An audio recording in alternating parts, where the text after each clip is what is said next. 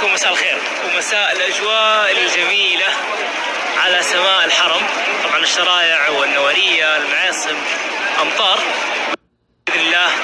الأجواء حاليا تنبئ بأمطار على سماء الحرم، والله يجعل أمطار خير وبركة يا رب.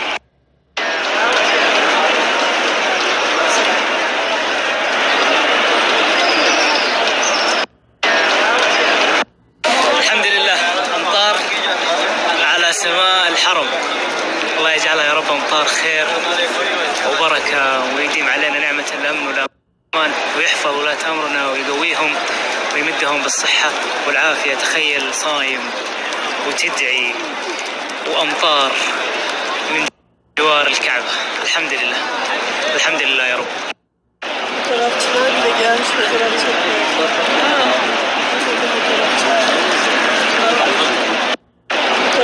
رجال النظافة يجففون أرضيات صحن المطاف من مياه الأمطار.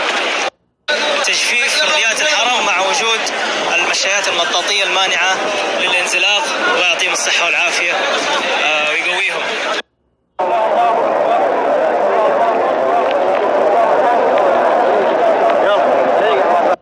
وهنا الأجواء بشكل عام في مدخل الساحات للحرم بعد ما توقفت الأمطار.